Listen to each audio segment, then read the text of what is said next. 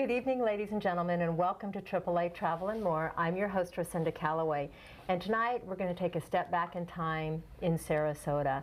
I have two very unique guests, and what's really unique is one of them was born and raised here in Sarasota. That's a rarity.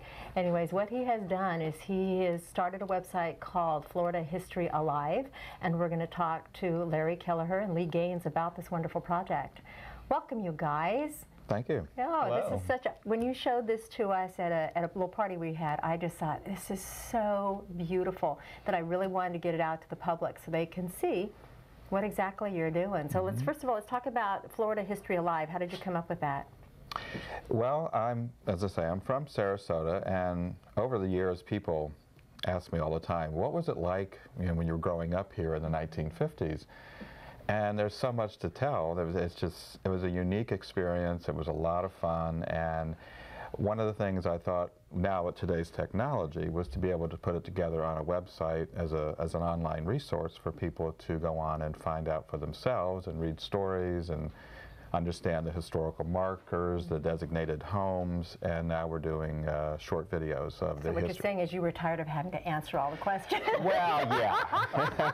No, okay. Because I asked you that. I said to you, because I've been here for 20 years, which, is not a long time, but I saw a lot of the changes from 1987 to now, and when you were talking about the things like being downtown, having, what was it, parties on, like dances and outdoor street dances and things, yes, and lots of different parades honoring Sarasota's, the story of Sarasota and that sort of thing. Yes, it was a lot of fun. It was well, back then, Main Street was the main place to shop and to go. So people would go back there, and on Wednesdays they would close early so people could enjoy going to the beach and what have you, and then reopen the stores and things in the evening, kind of like a siesta in Europe. And you go back downtown, and there was a lot of fun. There were some street dances and lots of festivities going on a weekly basis. So it was a lot of fun. It's kind of like what we're trying to get to now, because we have all these little festivals and the art festivals and everything else, so it's kind of that way, but you made it sound so romantic in the 50s, just the way it was. Well, when you're thinking back as as a child, and just thinking what it was like to go downtown. Right. Now, Lee, how did you get involved with this? Well, I guess you could say I'm the nerd of the party. The computer nerd. I've been involved in web development and creative design for 10 years now. And I currently work at a company, Acrosoft, which is based out of here in Sarasota.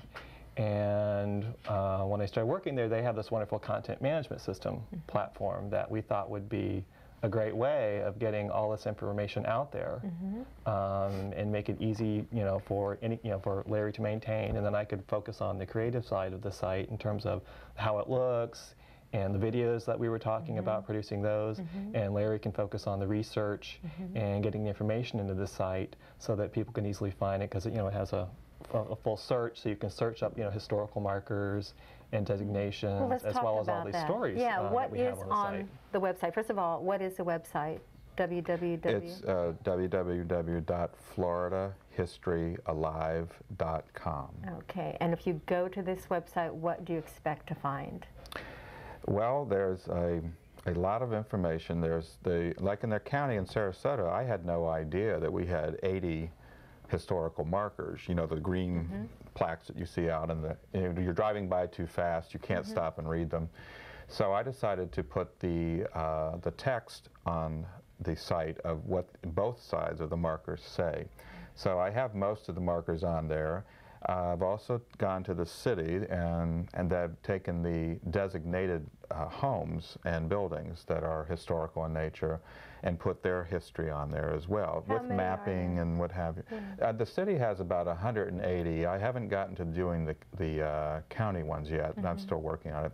And I have to still upload more pictures and stuff. It's a lengthy process to go research it, put it on the site, get the photos in there, and then do it justice. So where are you getting the historical photos? Well, I spend a good deal of time at the History Center out on Cattleman Road. They're wonderful. They absolutely have an enormous amount of information, but again, you have to go there. It's not like you go to Selby and find this information, because this is all the archived information, photographs and all kinds of stories and information and you know, different artifacts and things also from our past. Are you talking to people also? Some of them I am. That's the next step, is to go out and really start doing more oral histories and things to get more information. And also, I ask people when I do talk to them if they have photographs.